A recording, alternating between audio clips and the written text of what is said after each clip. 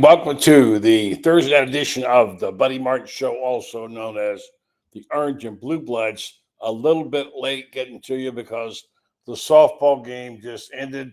Florida losing a heartbreaker, 6-5 to Oklahoma, winner of the last four national championships. I had several chances to get ahead when people on this home base and couldn't get it. So they lose 6-5. On tonight program, we're glad to have Tony Barnhart, Mr. College Football. He's got a big announcement to make. Everybody down here knows Tony.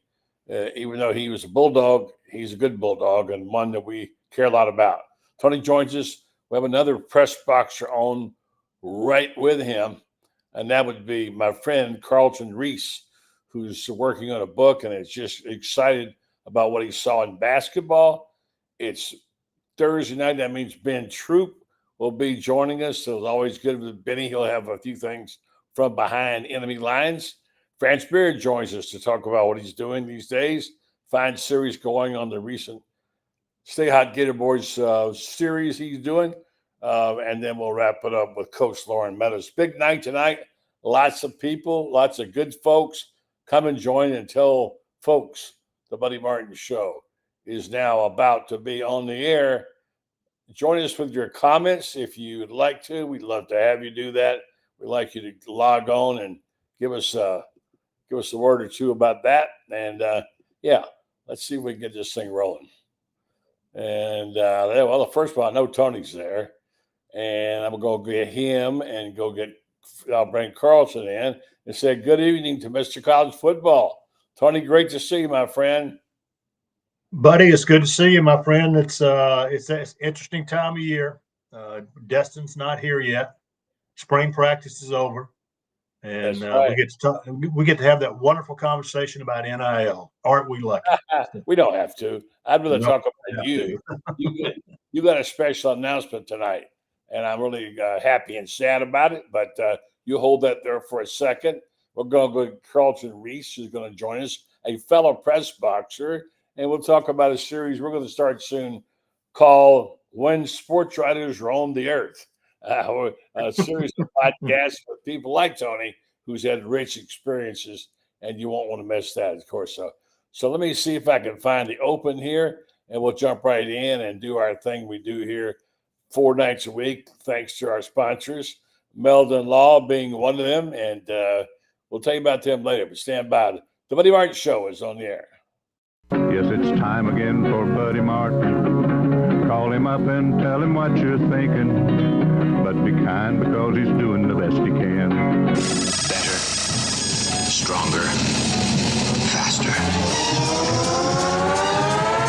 Mama says that alligators are ornery because they got all them teeth but no toothbrush. Hey, what if the voice calls while you're gone? Take a message. Bye. You ready, champ? I'm ready for this my whole life. I'm incapable of small talk. But that's why you love me, right? Kind of intimidating to be in the presence of so many great athletes.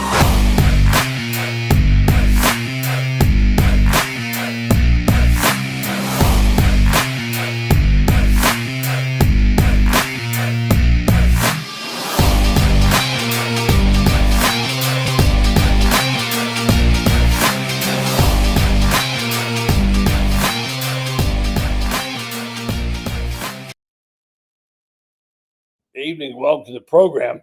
As I was saying, Florida loses to Oklahoma in extras, 6-5. This is a dynasty. My gosh, 4 straight national championships. It'll be the last regular season softball game of the year, and we always enjoy good contests. Softball's fun to watch, and it will be we'll be talking about that a lot more later on. But let's go back to our guest tonight, Tony Barnhart. Tony, it's great to have you. And let's get right to it. I'm going to bring Carlton in here while you're talking. You've been roaming the earth for quite some time. You've been doing this for a long time and doing it at a high level. I mean, you've been writing it. You worked your way up to the top of the ladder in the Lowdown Journal-Constitution. Then you went to CBS and did college sports and became Mr. College Football. And then your writings have been you covered Dixie like the dude. That was the old slogan for the. I guess you politically can't say that anymore That's what the slogan used to be. I thought was great for the Journal-Constitution, and you've done this at a high level. So congratulations on that part, okay? And there are some people, unlike me, who think you can work forever, and they'll take you out of the pine box like Freddie Russell's book. Bury me in an old press box is what he wrote a book on. Some people who think they have a life after that, and it sounds like you're going to get one of my friends who've been Carlton aboard also to congratulate you on your announcement. So go for it, brother. Well, thank you, buddy. I appreciate it. You know, when you get in this business and you start thinking about well, I know when it's time to go. And I heard people said, you will know when it's time to go.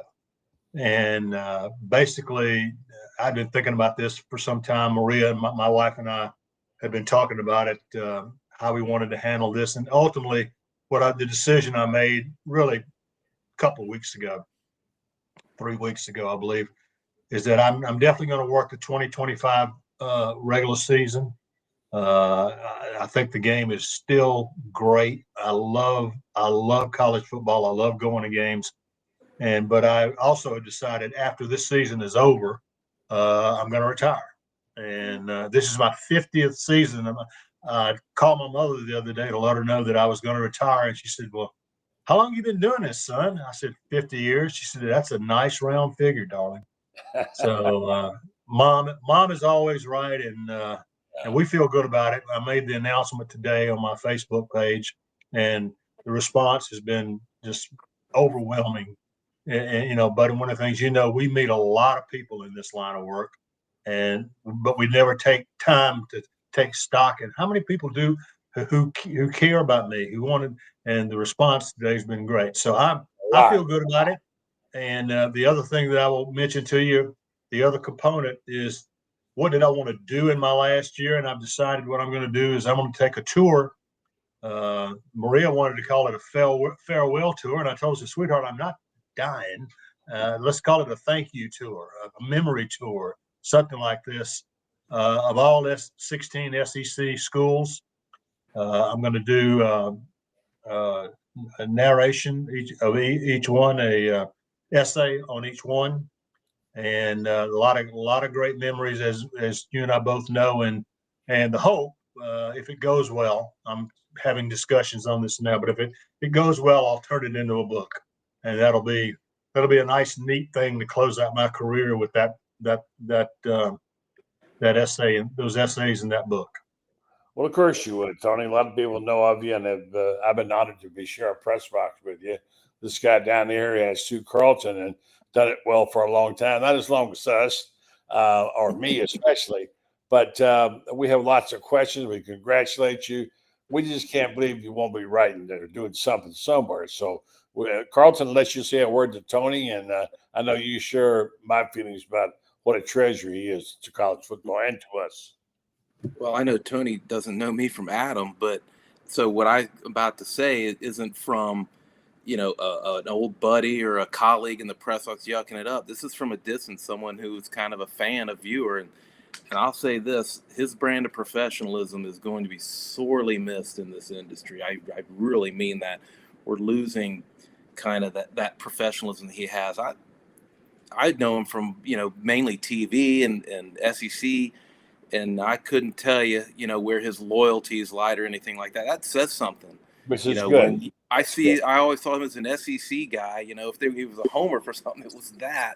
And this is coming from a guy who, I'm an unabashed orange and blue guy, so I'll never have the kind of professionalism Tony has. Well, thank you, Carlton. I appreciate that. And it's funny, I was doing a book signing many years ago. It was an event. I did a book with Vince Dooley, did his autobiography. And the guy said, well, where did you go to school, Tony? I said, I went to the University of Georgia. He said, I had no idea. I said, good. That's the way it's supposed to be. That's high compliments in this business. It really is. It's almost like in the days when you could have a political comment, you could have a news guy doing the news at night and didn't know if he was a Republican or Democrat.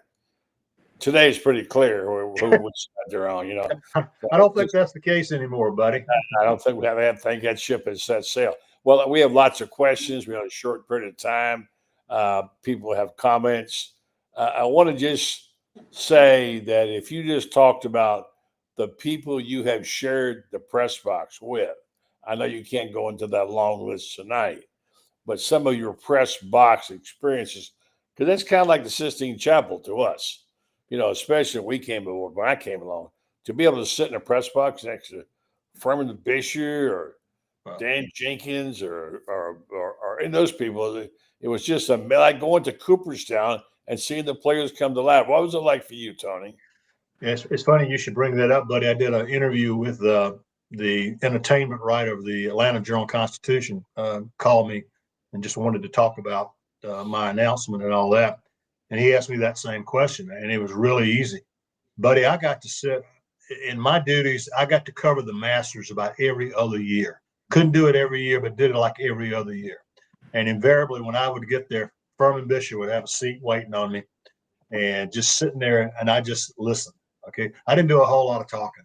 I just listened. And Furman Bishop knew everybody. He was a walking, talking encyclopedia of sports, and particularly a walking, talking encyclopedia of Augusta National. And so that I thoroughly enjoyed that. And yeah, I remember the veteran sports writers when I came along could not have been nicer to me. They sort of looked out for the kid. And I was very, very young and didn't know anything. And so, yeah, my memories of Furman will always be there. Go ahead, Carlton. I'm sure you got a few questions for Tony, and we'll go follow this up with a full program with you when we do when Sports Writers are on the Earth series. We're going to be doing with about a dozen people who've had rare experiences, have known it, seen it, done it, and you're one of those, Tony. So, Carlton, have at it. Yeah, whenever I talk to old sports writers, I know they know all the big names and the big events and all that. But for me, one of the most memorable stories I ever wrote was about a youth triathlon they called the Tortoise and Hare Dare, and I just went crazy with a weird and wacky story. Do you have any things like that where you covered just a small time event that you turned into something that was bigger? I know that's right off the cuff. We all get asked to do some assignments that are outside our comfort zone, and I had one in the mid '80s. I don't know if you guys, Buddy's old enough to remember. There was a guy named Fast Eddie Fainer, and the captain of the sports softball team. And Eddie was this guy who could pitch it from second base and all that. And I had one of the editors come up to me and said, "This guy's going to be in Atlanta Tuesday night.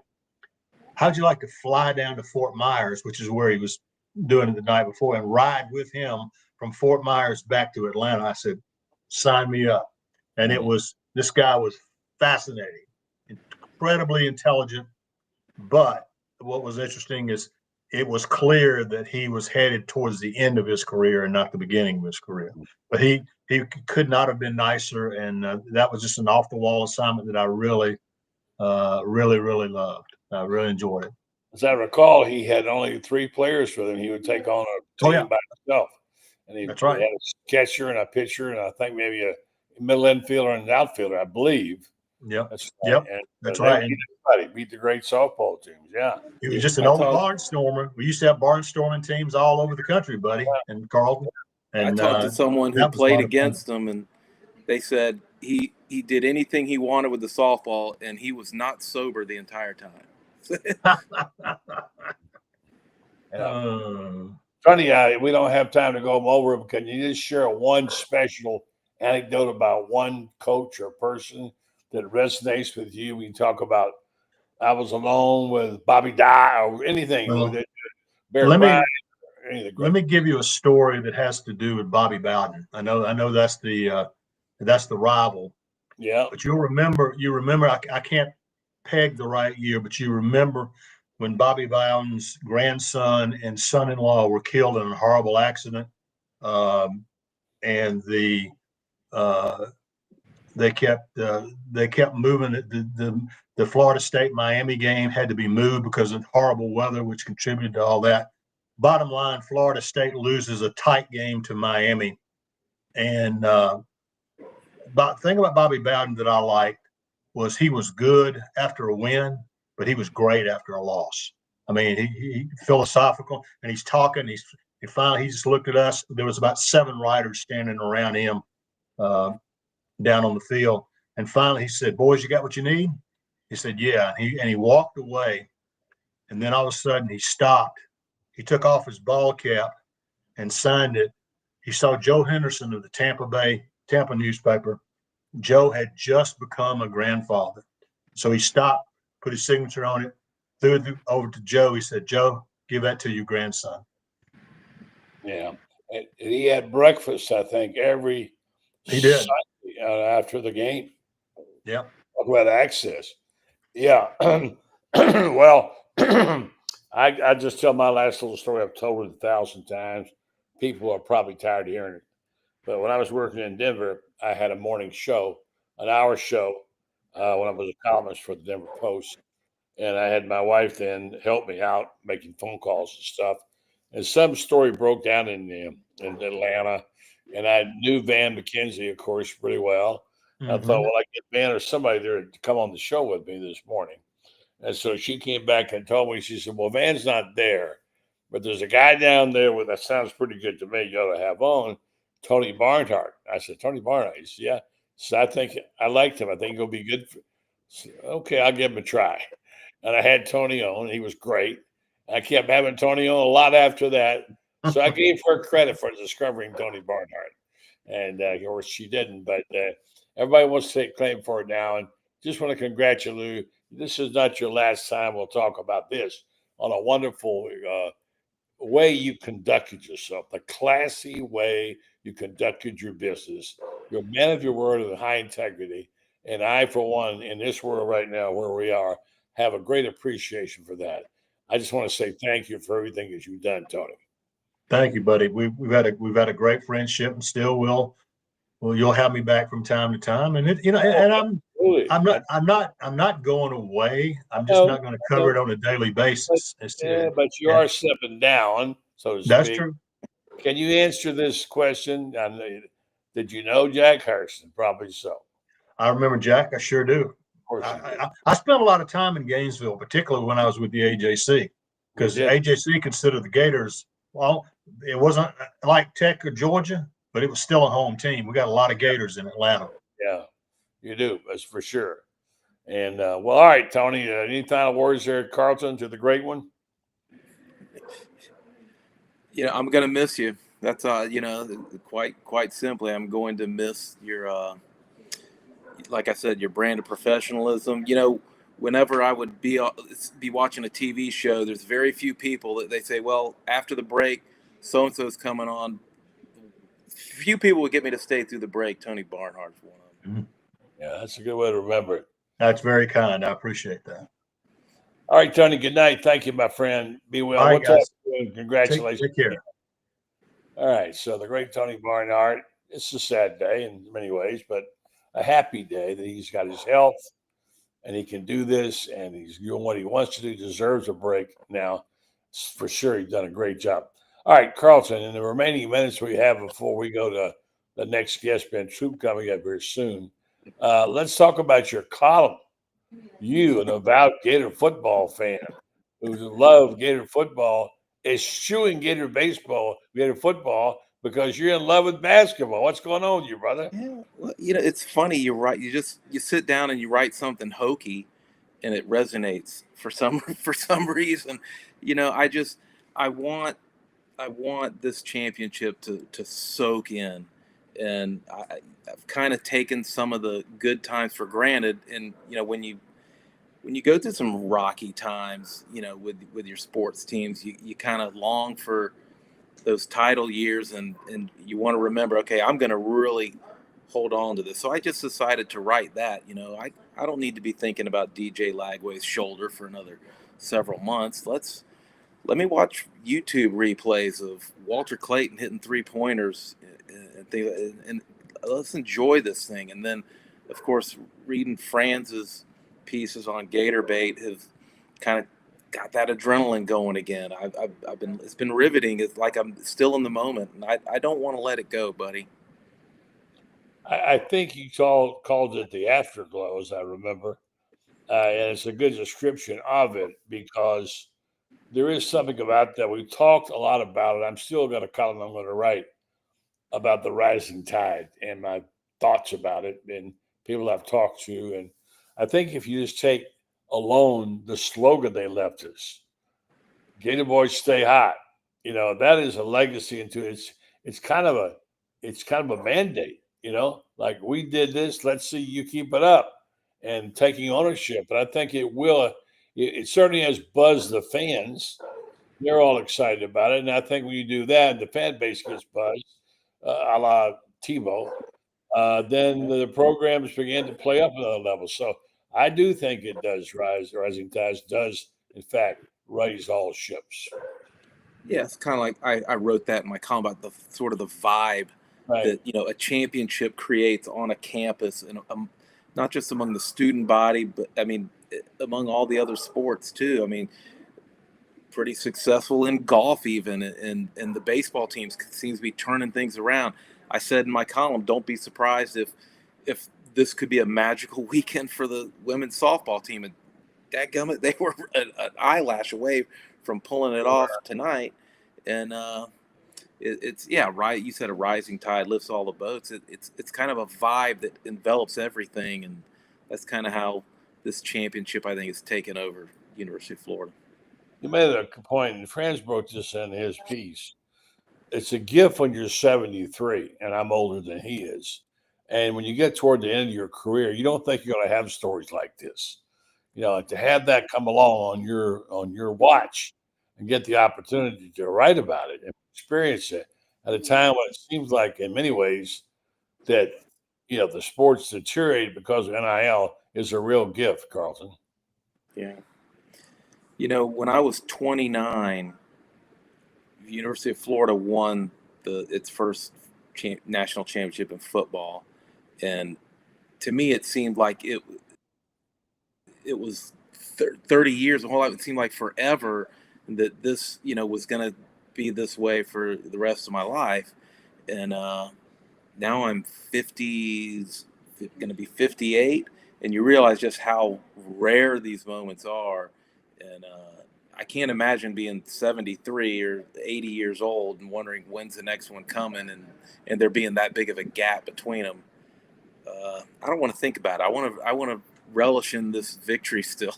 I'm still bathing it. I'm still buzzed from it, buddy. I think we all three share that, including Ben Troupe. Evening to you, Ben. How you gentlemen doing tonight? Oh, thank you. I'm going to ask you to hold on 1 second while I tell folks about Meldon Law, our fine sponsor. They, of course, have locations to serve you 4 places in North Central Florida, Gainesville being their primary location. Ocala, of course, has an office, Wilson, and Lake City. They are very, very big in the Gator community.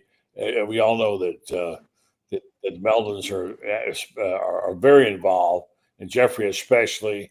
He's helped transportation for the buses.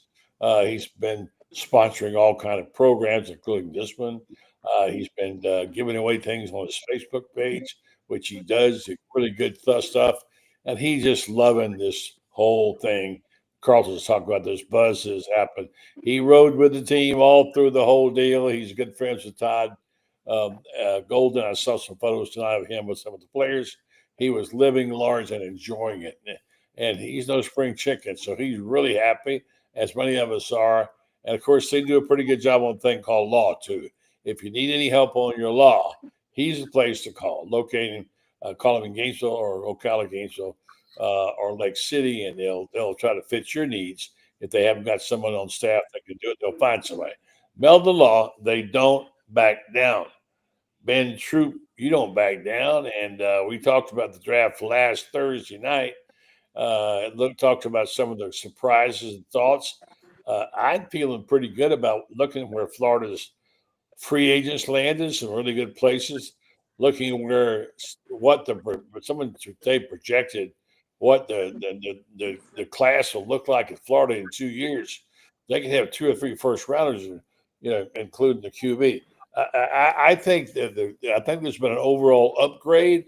I think we didn't see it reflected in the draft because nobody got picked for the 4th round, but 7 Gators did get drafted, and another 4 or 5 are playing as a free agent. What's your take on it, Ben?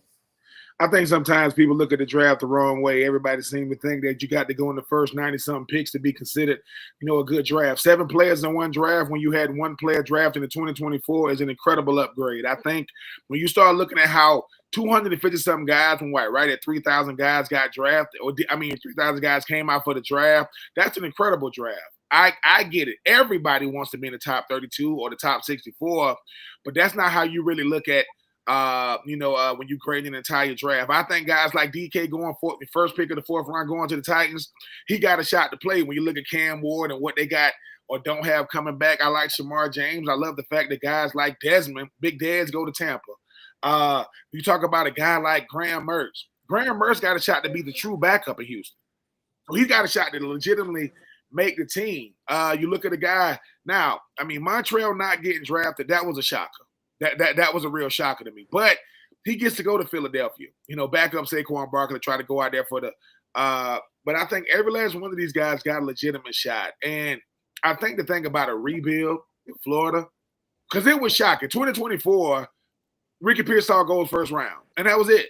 That was the Florida Gators' entire draft. And we and obviously the first 3 rounds go by, so everybody's thinking, is it going to look a lot like 2024?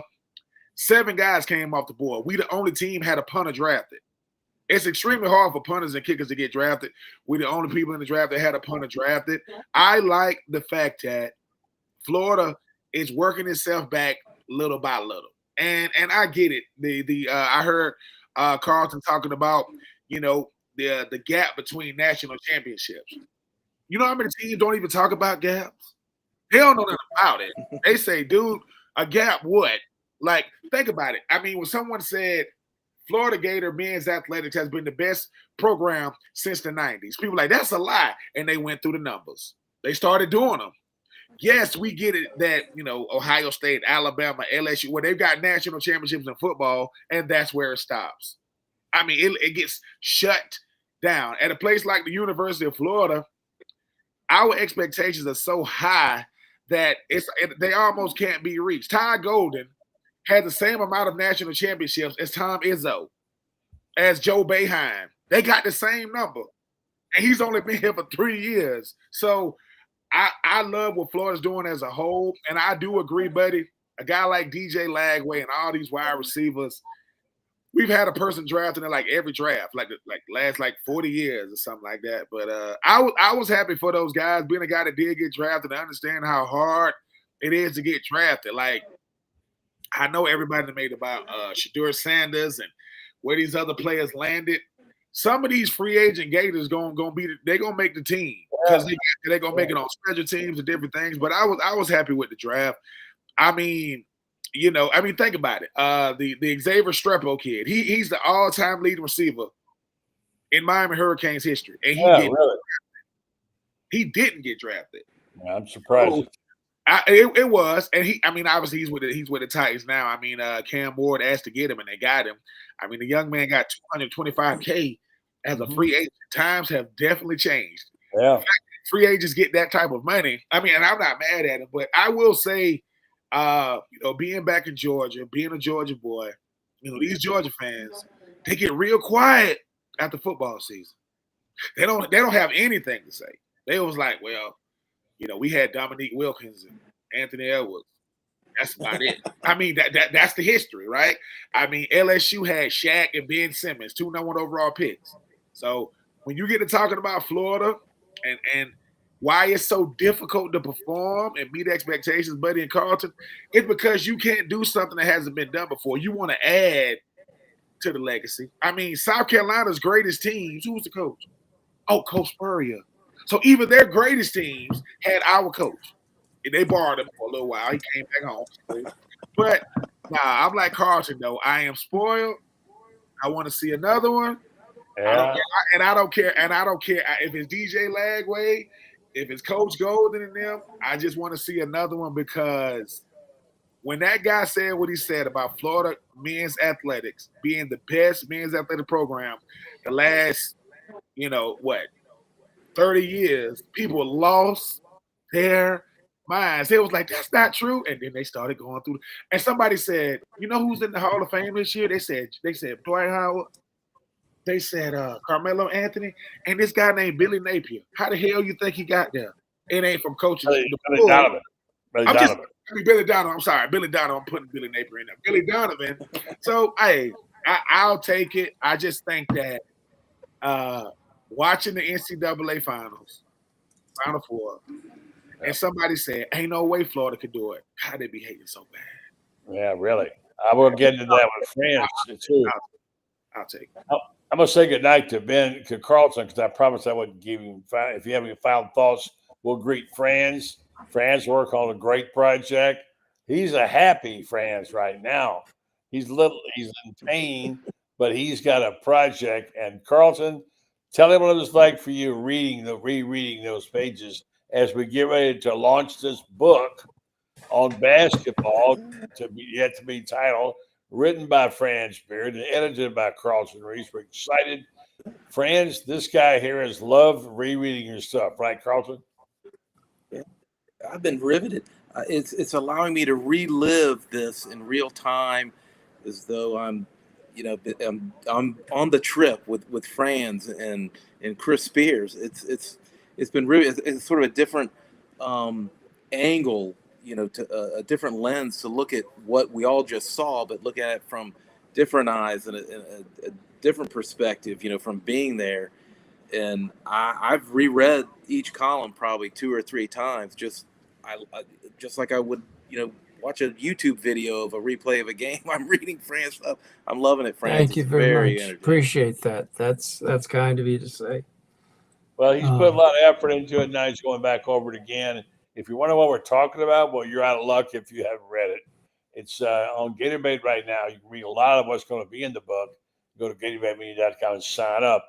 But sometime, Carlton will figure this out this summer, and Ben, we're going to be able to announce when this book is coming out.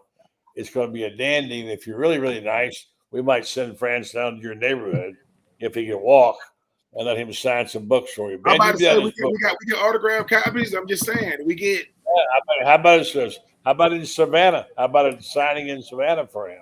Listen, I'm talking. I mean, they're gonna be booing him when he get there because I'm gonna be talking trash by the time he get there. I say that's Franz right there. He talking trash. Y'all can shut up. I'm just telling you, I'm talking trash to all the people wearing red and black. They're gonna be the ones. You got to remember, I used to work there. I know about Savannah. I can tell you all the good places to eat too. They got a bunch of new places to eat in Savannah now. I will say this, Franz, it's gotten very bougie since you've been here last. They drinking tea with their pinkies in the air now. They got real bougie in Savannah. It's all good, but hey, we would love to have you. Listen, anytime Franz Beard can just have his presence be in any part of Georgia.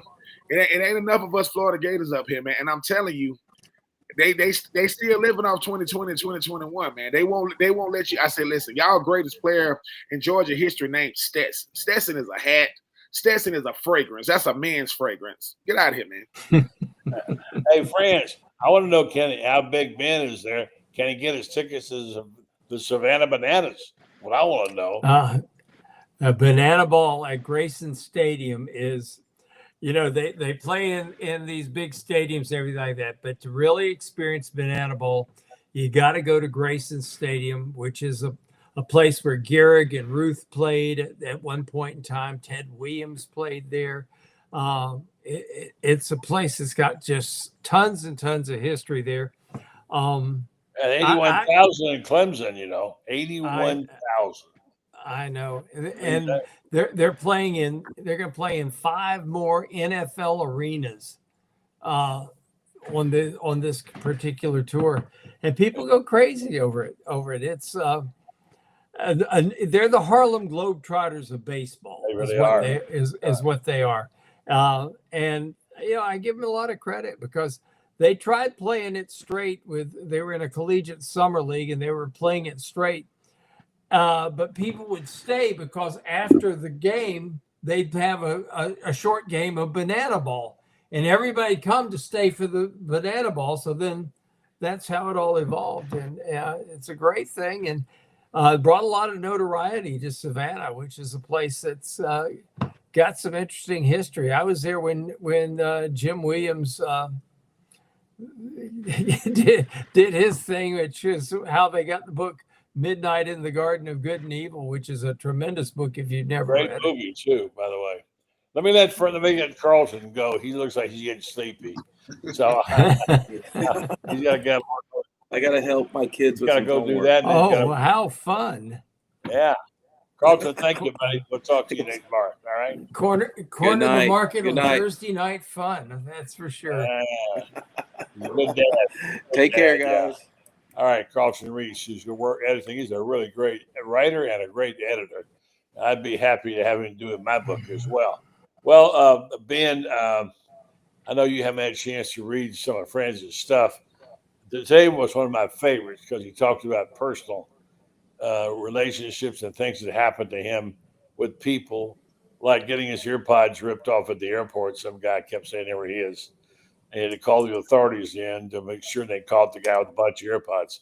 But when you travel, a lot of things happen. Francis, first of all, how you feeling today? How's your mom doing? And what do you hear about the latest on the basketball team?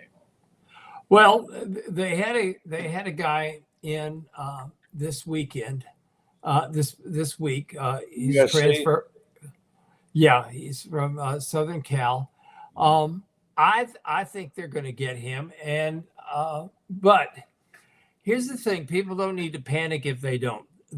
Todd is great in the international scene. I think they're going to get Ben Henshaw, who is who's one of Alex Condon's buddies.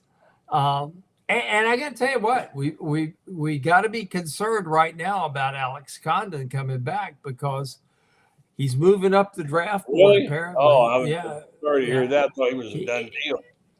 Well, it is if he's a past number 25. If he's 26 or beyond, he's coming back. But I sure love watching that guy play. It's so much fun. I think there's a lot of people who are projecting him now maybe to go from 20 to 25. And if he goes 20 to 25, you'd be foolish to pass that up. I mean, if you're number 20, I think you're going to be guaranteed something like $10 million. How are you going to turn? You can't turn that down. You're talking Ben Troupe money now. When you're 20 years old, you cannot walk away from $10 million. You just you're can't 50 years old. You can't walk away from it. Oh, I can't walk away from 20. Yeah, $20, not 20,000. Right. $20 right now. Yeah. You know, that's my grandfather always told me, don't ever get so don't ever get so arrogant that $20 isn't a lot of money to you. And I believe that all my life. And but this is a young man who is moving up the draft ladder. I'm hoping for his sake that he comes back a year. Just Chenyalu, I'm sure, is coming back. But I'd like to see Condon come back. He's 230. He's thin up in this area, up in here, and he needs to bulk up. He needs to be like 245 pounds next year. And he can get that strong and get that weight without slowing down his quickness and his foot speed. But he does need that physical strength.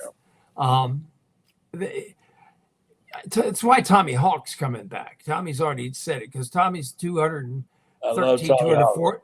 Yeah, he's 213, 214 pounds, and he knows he needs to be playing next year about 228, 230. That's a good weight. You got, people realize when you get up to the National Basketball Association, these days of 40 game schedules stretched over 5 months are over. Yeah. You're talking about 82 games, 10 exhibition games, 82 games. And then if you make the playoffs, you could be playing another 20 ball games. Yeah. 100 ball games a year. You better have that weight. You better have that physical strength or else it's going to be a short career. Yeah. Final thought on the draft. And Ben, I'll let you weigh on this part of it. We said good evening to Loren Meadows from Gators Lowdown on Tuesday night. And Ben, did you have anybody advising you about your money when you got drafted? Not at first. When I first got drafted, it was just me and my agent Joe Siegel. But thank God for a guy like Aaron Kenny who took me under his wing when I first got drafted. I ended up going with coveted partners. Miss Mickey and them. I think the thing about having to me, that's when I really became a pro, because people think you're good at life just because you got drafted. But I'm 21 years old. Like most 21-year-olds, I just got more money in the bank. Well, the thing that sold me on them was, everybody thinks that somebody's going to steal from them. You hear about Tank Black, you hear about all this craziness, right? People getting their money stole from them. And they sat me down and they said, Ben, we represent billionaire clients and we don't steal from them. They said we can steal from them and they wouldn't even know we steal from them. They said, you don't make enough for us to steal from you, so we're not taking your money. And I was like, really? I felt kind of like, dang, that's not. But I think the thing about it is that players now, the one thing they got to understand is everybody needs a mentor on the team, not just to teach you how to play the game and get your body right, to show you how to be a normal human being. Like, yes, you're not normal as far as like people knowing you in the city, but just be normal. Learn how to just do normal things. If people gonna see you, they would tell us, if people gonna see you out, let it be in the community doing something for the community. Don't let it be everybody knows who you are. I mean, back when Kmart was actually a store, I used to go there and people used to look at me crazy like, what the hell Ben doing in here? I don't know. Shopping. Like what else am I going? It's these crazy things that go on. But in a place like Nashville, Tennessee, I was so blessed to go to a city like that. Because I'm a country boy. I ain't want to go no California. I want to go no New York. So I went Georgia, Florida, Tennessee. What messed me up to this day was when I got to the airport right after I got drafted. I get drafted on Saturday. I got to get there on Sunday. I go to the airport, and I just remember my ticket saying, leaving at 1 o'clock, getting there at 1 o'clock. And I remember telling that lady at Delta, what the hell ticket is this? I said, what you mean I leave at 1 and get there? I remember saying this. I said, so let me get this straight. When I fly from Atlanta to Nashville, time doesn't move when I'm in the air. And the lady was like, what? Because I said, so you telling me I leave at 1, time doesn't move in the air. Yeah. It took me a year and a half to realize I was Central time, man. Central time. Boy, that's country right there. That is country. Here's the crazy part. I called one of my friends that live in Knoxville. This is when I'm in Atlanta. I said, hey, dude, what time is it where you at? He said, it's 1 o'clock. I said, it's 1 o'clock where I'm at. I said, do you know if I fly from here to Nashville, it'll be 1 o'clock when I get there? He like, what you trying to say? I'm trying to say that when you fly from Atlanta, I do that. And the lady was like, so when Jeff Fisher said, yeah, man, with us being on Central Time, and I gave him this look, he was like, Troupe, do you know what Central Time is? I was like, just go on with your little speech. I ain't here for all that. But I've got better since then. But yeah, man, you need the two things you need in the National Football League. You need an agent you need an agent to negotiate your money, and you need financial to keep some money. Because I guarantee you, I've seen guys in the off season that they could triple my money in the off season, and they have no money. Yeah, they have no money in the off season. I'm like, we going out to eat. They like, hey, Troupe, you got this? Hell no, you make millions, bro. Do you know this is one of the things I loved about Dean Smith? He had this deal, and the guys took the deal on, which was if you leave early, you only get 40% of your bonus money and 40% of your salary until you come back and get your degree. Now that, Michael Jordan, why do you think he came back and got his degree so fast at the University of North Carolina? It's because 60% of his money is out there. And we need coaches like that. Urban Meyer, when he came here, one of the great things that he did was he set up things so that guys who got drafted had everything ready for them, so that they had advisors, everything like that set up. And he had people set up to advise them on who to pick up as an agent, who to pick up as as an accountant, etc., like that. Because, something like, I think the figure is something like 80% of all the guys in the NFL will be broke within 3 years after leaving the National Football League. It's that number. Loren, when you got all your money, what'd you do with it? Oh, wait a minute. Spend it all. I'm probably not a cautious. Yeah, I spend my money. I ain't gonna lie. I told my kids, yeah, y'all better work because won't be nothing in the car. I'm spending every dime.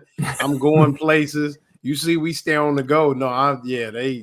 Airplane tickets and shoes, you broke. Yeah. I'm on it, man. Yeah, I'm sorry, but it's a big world out there. I got to see it. Well, my favorite story about that is my friend Augie Griner, and you knew him, Franz. He got a scholarship in basketball, which is around with 2 or 3 of them back in those days, and came down to play for John Maurer, who was the backfield coach in Florida, also the basketball coach. But he'd never seen Florida, and he flew into Gainesville and got off the airplane, and he said, "Which way to the beach?" The guy said 80 miles that way. Well, Al McGuire, when he was coaching at Belmont Abbey, which is a little bitty Catholic school east of Charlotte, they used to play in this old decrepit old gymnasium, and you had to go and the visitor dressing room was like 2 flights of stairs down in the basement. But Al would send these pictures of the Duke Chapel and the Duke campus to kids up in New York and say, I can't afford to bring you here for a recruiting trip, but this is our campus. Guys that come down there and get off the bus and they go looking for the Duke Chapel. No doubt. And you don't find that in Belmont, North Carolina. Yeah. And he actually did that. Yeah. Before we get too far, let's talk for a second, Loren, about the softball team. Just a hair short tonight, man. Yeah, man. It's the runners home. They had opportunity to walk it off a number of times. Yeah. And they let Oklahoma get the long ball. They kept scraping by in the ninth inning. They gave up that. Then they get people on base when they've been to the game. So tough loss for Tim. Yeah, when you got a team like the 4-time defending champions on the ropes, you got to put them away. And like you said, buddy, they had many a time to walk it off. Opportunity there in the 7th, and then another opportunity in the 8th, and just didn't really get it done. This team, they just haven't found timely hitting. The pitching hadn't been as great. Close, and just missing those opportunities. And Mia Williams kind of got out of her funk a little bit, got him back in the game with a 2-run homer. 2-run homer in the net. And she had struck out, I think, 10 or 11 of her last 21 at bats. So she had been struggling. Not playing well on defense. Yeah, and that middle infield, like Franz talked about it, middle infield has been struggling. Yeah. Kenley Cahalan made a nice play to kind of keep the game going there late, and with the bases loaded, which got him into that frame and kept it in striking distance, but just haven't been sharp all the way around. But you got 2 more games. You got the SEC tournament, and obviously this is a team. Everybody was making a big deal, and the pitcher for Oklahoma did go the entire, went the entire game, but they hit her. They really did, and so they just haven't found the time, to get the outs when they need them. Walking batters, and when you walk the lead off in an inning, Franz knows. It's just disastrous, man. And so especially in softball, it's worse in softball than it is in baseball. And it just, but 2 more games, tomorrow night and then Saturday night. And but yeah, just so close. But I think this team is going to look back, and there's going to be some near misses, I think, that could affect seeding. And the sad thing about it is, and Franz, you would probably say this too, is no doubt that going into this season, did we ever think that this team wouldn't host the Super Regional? And right now they're on the outside. If it comes out today, they're on the outside looking in, and you would have never thought that. So they're gonna have to play their way back into the Super Regional. They had an outside chance to get the regular season championship. That's not there, but they can go win that. If they win the SEC tournament, which they're fully capable of doing, they could then host that regional, get that super regional, get back on track. But it's just up and down right now for this team. Ben, They're going to get Ben, have you been watching the softball? I have to keep up, obviously, with softball. Between softball and baseball, I mean, I have to keep up with my Gators through social media, which I don't know if that's a good medium to have to do that. But I just think that, when you start talking about the addition of Oklahoma and what they bring to, to the SEC, it's going to be very, very difficult. And, I don't know if I'm watching I don't know if I'm watching the men's Gator baseball team or my Braves. I don't know who I'm getting the most stress from these days. But, like I said, I mean, when it comes to softball, you understand, how incredible the competition is top to bottom. But, I don't know if softball is similar to baseball, if it come down to pitching, if it come down to the hitting. I don't know which one is more important now, because obviously when you talk about the men's side, it's always the bats, and then you hopefully have complimentary pitching. But I'm going to be watching, though, because like I said, we were talking about this last year, right? Franz and, Buddy and Loren. With Oklahoma and Texas coming over, while Texas is good, what Oklahoma brings. And I don't know how dangerous the team, to me, Oklahoma, and I hate to give this team credit, but Oklahoma to me is similar to a team like LSU in baseball. If you got them on the ropes, you got to keep them on the ropes. You cannot give them no life, because all of a sudden they'll wake up, and once they wake up, it's hard to knock them back out. Yeah, Fran's baseball team had it going on here now. They had a bit of a rally. That was a huge series they won last week against Arkansas. They got a chance now to just straighten things out and maybe get a chance. What are the odds they'll get? They only got to win like 6 more games, I think, league games to get a chance to be in the tournament. That's what I'm reading. They'll be in the NCAA tournament. They're 31. They've got 31 wins, 8 or 9 ball games to go. They're going to be in the tournament. But here's the thing: is if they're going to host a regional, that's the question. Are they going to host a regional? I don't see how. They got 7 or 8 ball games to go. They win 6 ball games. They get to 37 wins. They're going to host. Guarantee you they will host at 37 wins. But getting to 37 is tough when you don't have guys that are consistent strike throwers. And it's the same thing that's in softball. And that's been an issue since Jen Roca left. It has been, she's at Oklahoma. And you notice how few walks Oklahoma gives up. It's one of the reasons they're so good is if you're going to beat Oklahoma, you got to earn it. You better hit the daggum ball to get on base. And it's true in baseball. It's true in softball. It's one of the great stats you'll ever see is you look at Tim's teams, and it's very, very rare that his teams strike out more than they walk. But the problem is his pitchers are walking more people than they strike out. And that's been the case since Jen Roca left. And he's got the right arms coming in and stuff like that. But something's missing with the pitching and has been for a while now. And that's got to be the issue because they've got some hitters, not as good defensively at the middle. I think Florida found his Sunday pitcher last weekend, and they got a person they can go to now. Hey, let's get a football thought in for the show. Obviously, a lot of talk about Dagway's arm is soaring, whatever. And now when the draft was a pick me up, Loren, we haven't heard from you on this. The football situation, so many great young receivers. Lagway, if he can throw it, and we think he will be able to, and a whole ton of running backs. Now the offensive line is shaping up. I'm looking at some people are projecting some of these offensive linemen ultimately to be second, third, maybe first-round draft picks, and things are shaping up on the offense if the defense comes through. How are you feeling about what you're seeing now after Florida got 7 players drafted and where Billy's mindset coming off of 4 straight wins, Loren?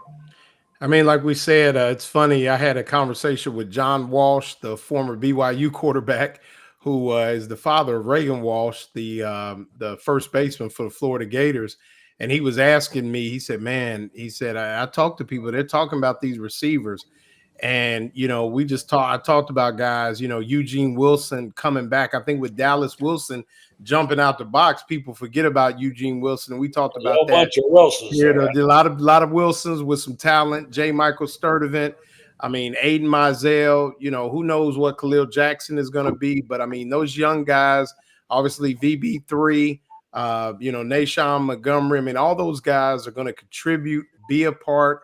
Like we talked about, that we could see some 4 wides, but like I told John Walsh, they're gonna run that football too. And like I said to him, and you mentioned it, buddy, they're gonna go as far as that O-line can take them on offense because they got some talent at that running back position. And I mean, it doesn't just go to the 3. I mean, you get to 4 and 5. They just got some really good talent there, and they're gonna run the football because that's Billy's MO. So they're gonna run that football.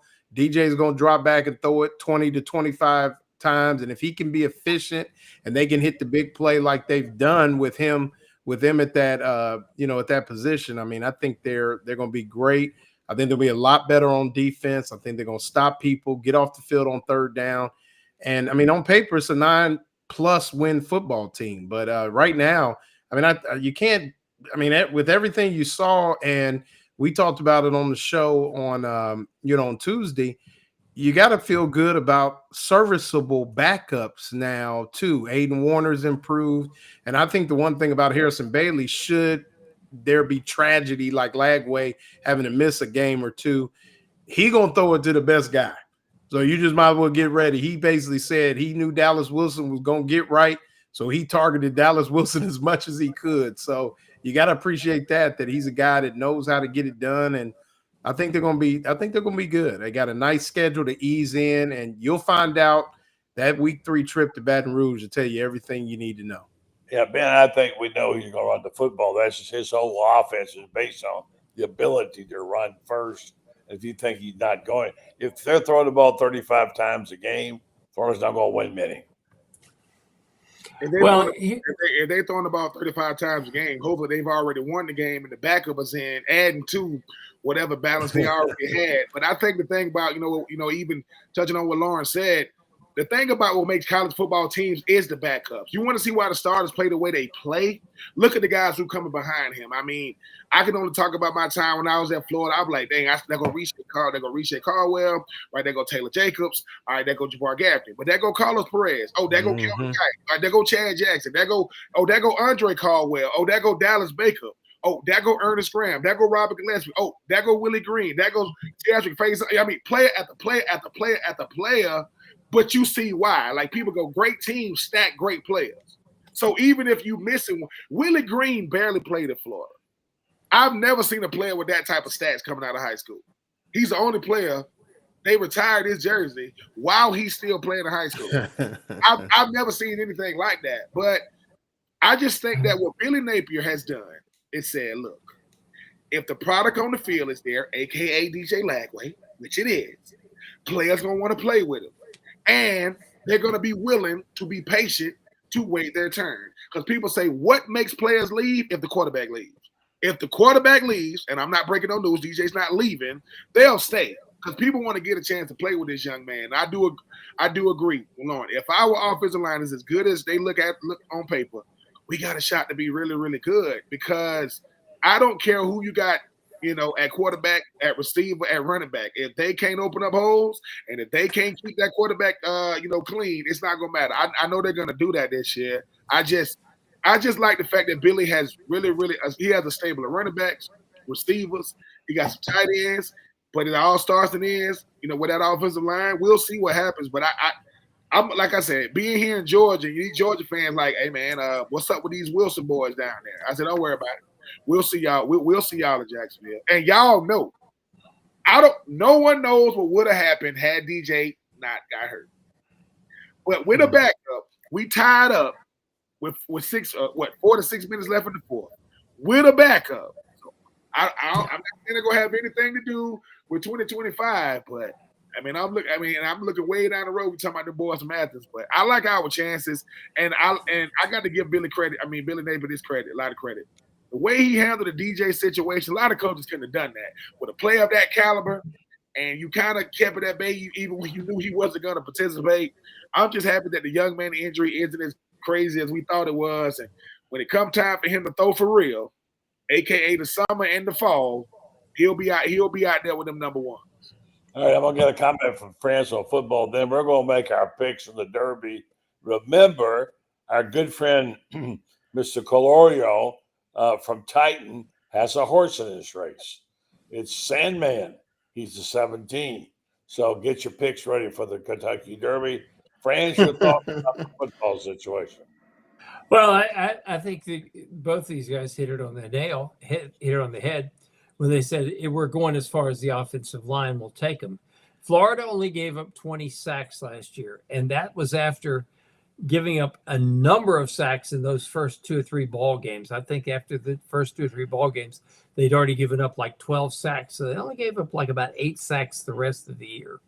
And that's going to be the key right there is keep the quarterback with a clean jersey and getting some running room. I think 35 passes a game is a reasonable expectation because I think Billy wants to run about 70 plays a game. And if he runs 70 and it's 35 and 35, I think he'll be very, very happy with that. That's always been his goal is to be right at a 50-50 team. And if they can run 70 plays a game, I think they're going to score a lot of points as well.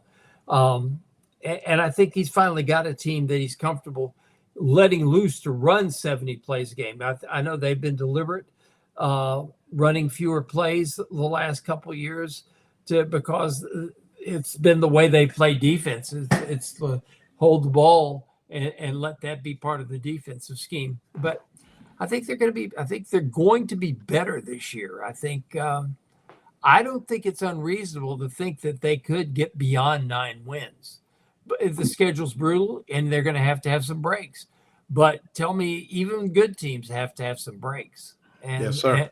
Even the teams that, got to remember something, guys. In 3 weeks or so, we get the first college football magazines come out with all the predictions in them.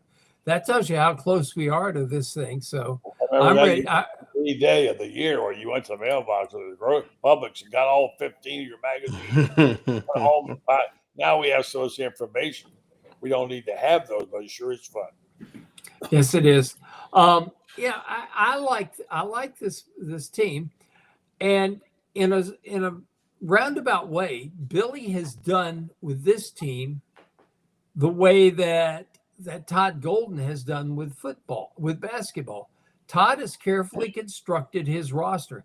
It's taken Billy longer to do it because when he came here, he had 80-something guys to deal with. Football's more difficult to construct the roster because of the numbers. But I think that now, once you get to the point where you got your guys, I think you can do it. And I think this is the first year he'll be able to look at his roster and say, these are my guys. All right, Loren, I know you got the Derby picks for us. You're going to give it. Yeah, I'm ready to roll. Give me the 9 horse, 12-1 odds, Burnham Square. That's who I need. Horse, his number 9. Burnham Square. Yeah, I was a number 9 as well, but I was even reading after we talked about Sandman. I was, the smart money's on Sandman at 6-1, but I'm gonna go with Burnham Square in the middle of the lineup. 9 horse. That's my horse, Burnham Square. Sandman trained in Ocala, just so you know. Okay, I do. Yeah, but I'm where I'm from, horse country is Lexington. So no, hey, we don't. I'm gonna start some stuff tonight, but but I'm gonna go with Kentucky bred Burnham Square, 12-1 odds, 9 horse. All right. I mean, listen. I mean, obviously, you told me Mr. Milton them got Sandman. I don't know what the odds are. I never ever went to the Derby when I was that close to Nashville, and I pinch myself every time. I try to go with it. Forgive me, but I'm looking at the 15 horse here, Render Judgment. I just like, hey, I don't know if he's gonna win it, but I like that name. Give me Render Judgment. Don't even know whose horse he is. You know who that horse belongs to? Who that horse belongs to? The late Toby Keith. Okay. Yeah, okay. Be thrilled if he was here today. Toby Keith's horse is 15. Yeah, Render Judgment. Now, Franz, we got one locked in. We got to load up on. I got my 3 horses. One is You're supposed to pick one horse, buddy. How you go?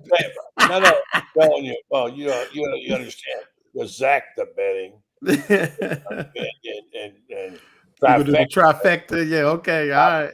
But I'll tell you, one you want to know I'm building it around, and that is the 8th horse. Franz's name is Journalism. Journalism, yeah. Journalism. Okay. He's a favorite. Journalism. So I figure you put him together with the 5 horse American Promise and the 13 horse Publisher, and you got a winning track. Yeah. And it's free, isn't it free press weekend or something like that? Worldwide or something like that? Yeah. So there you go. And you know what? Before friends go, I'm actually looking at like they got this Netflix like show like, talking about like these guys with horses. I thought that like professional athletes splurge. Oh my goodness, these people that own horses. I'm like, dude, this stuff. I just want to go to the Derby one time, and I want to feel like somebody. I'm having a crazy suit, and I just want to go with an all pink suit on, looking like Magic Don won. Just say, hey man, I'm just here for the Derby, baby. Just here for the I'm going. If I ever go, I'm going lime green with the white pinstripe. I'm gonna kill. Matter of fact, you know what, Loren? I'm gonna kill him. Me and you got to go together. We're gonna dress up like Dumb and Dumber, like we're gonna dress up like that. We're gonna be like doing that. We're gonna be doing. Yeah. I like it. Lime green and pink, baby. Real stories are on the backstretch where the working people are, the dreams they have. The people who work the stables and. A guy gets a horse first time in his life, and I'm sure Mr. Calorio is thrilled about it. It's the dream. Franz, I know you're going to have journalism. Who else? Well, I'll tell you the horse that I really, really like. That's a horse out of the number 1 slot, Citizen Bull, Bob Baffert training. We got Martin Garcia. Bob Baffert's been in exile for about 4 years. I know, and he's got Martin Garcia in the saddle, who's a really, really good jockey at knowing when to move his horse. So that's Citizen Bull, I think and I think he's like 15 or 16 to 1, something like that. But that's my horse. All right. Somebody write these down, by the way. Hold on, buddy. Hold on, because I got everybody here. Whoa, hold up. All right. So. Yeah, I know we were talking about books, and I know me and you were talking about books. I hope you got in contact with Tim Bond. Yeah, I got 2 books that I want to publish, but I want to see how you guys think about the title. People like, I don't care if people can hear it. So one of my books is going to be called Dear Student Athlete. Like I told you, I'm going to write a book to the student athlete. Yeah. So I always get approached about writing a book about Florida, Georgia, right? I like, you need to write a book. So I'm going to interview 100 athletes from the Florida side to the Georgia side, and I'm going to call it 50-50. Because I'm going to call it 50-50. That's what I'm going to call it. Because it's split down the middle, right? It's split down the middle, you know what I'm saying? So I'm gonna have to go into the homes, and God help me, of Georgia players, and hope I don't get sick or throw up, you know what I'm saying?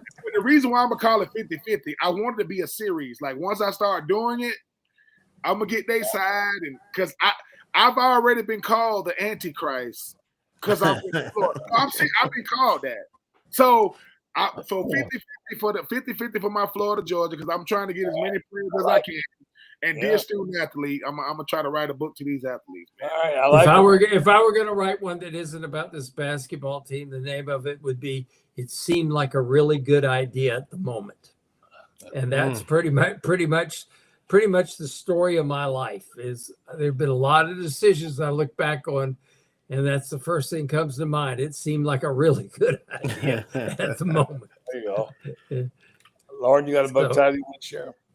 What's that? Got a book title you need to share? Everybody share book titles tonight. Man, book title. Oh man, no, I had to think about that. I got a lot of stuff to unpack, so I need me a leather couch first before I come up with a title. Somebody to shrink me. Yes, sir. So we got the Lowdown with Loren Meadows. Same time slot as the great former time slot of Buddy Martin show, but still under the Gator Bait Media umbrella. SEC sidelines. But 9 o'clock Tuesday nights, we're going to still have Buddy Martin on from time to time, the great Franz Beard, a little Ben Troupe. But, yeah, just kind of branching out a little bit to, drop things in. But still want all of our fans to join. I think everybody enjoyed Tuesday night. And this Tuesday night, we'll be talking a little softball, a little football, and be ready to go. But the Lowdown with Loren Meadows, Tuesday nights, 9 o'clock.